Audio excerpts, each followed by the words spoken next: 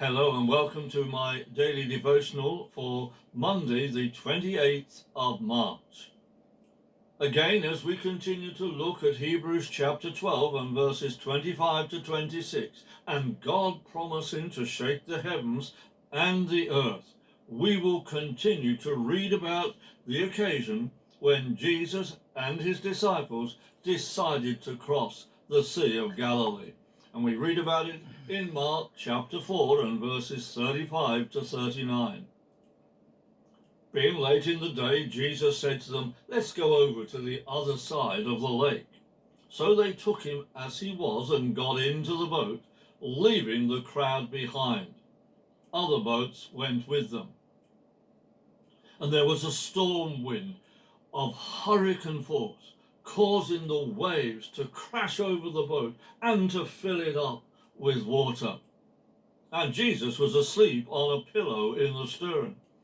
They woke him and said, "Teacher, don't you care that we're going to drown?"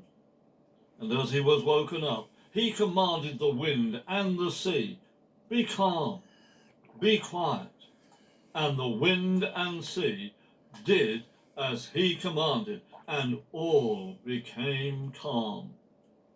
Yesterday we considered the situation of the Israelites as they appeared to face annihilation. And this is what Moses told them in Exodus chapter 14 and verses 13 and 14. But Moses told the people, "Don't be afraid.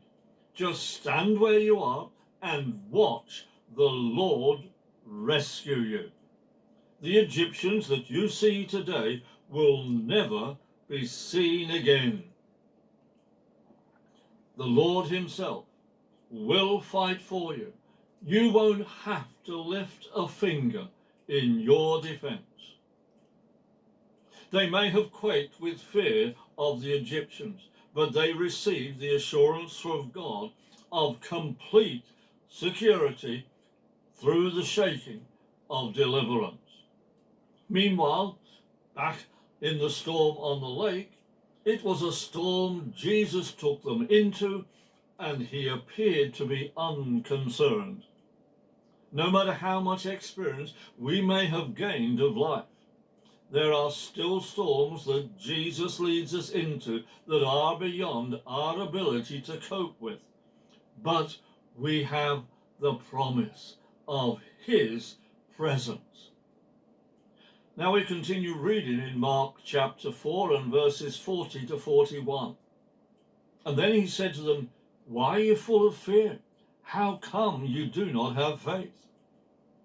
And they were struck with a great and awesome respect, and they said to one another, "Who is this, that even the wind and the sea obey him?"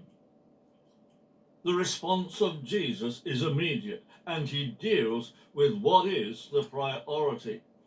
Firstly, he rebukes the storm. This reveals to us that he is the Lord of creation. Therefore, calming a storm is of no difficulty for him. With the authority of heaven invested in him, he commands the raging storm to be still and to remain so. He commands the time of shaking to cease. We can be assured that as we cry out to Jesus, he will rebuke the shaking storms that may be within us or attacking us from outside. Secondly, Jesus deals with the attitude and lack of faith displayed by his disciples. He confronts their cowardice and absence of faith. It would appear that Jesus expected a greater level of faith and trust than was being displayed by the disciples. Jesus does expect a return on the faith that he invests in us, just as a farmer expects a harvest from the seeds that he sows. Jesus has implanted within us enough faith so that in his mighty name we have the ability to repel the storms that come against us. Today, enjoy having your faith filled with the power of the Holy Spirit.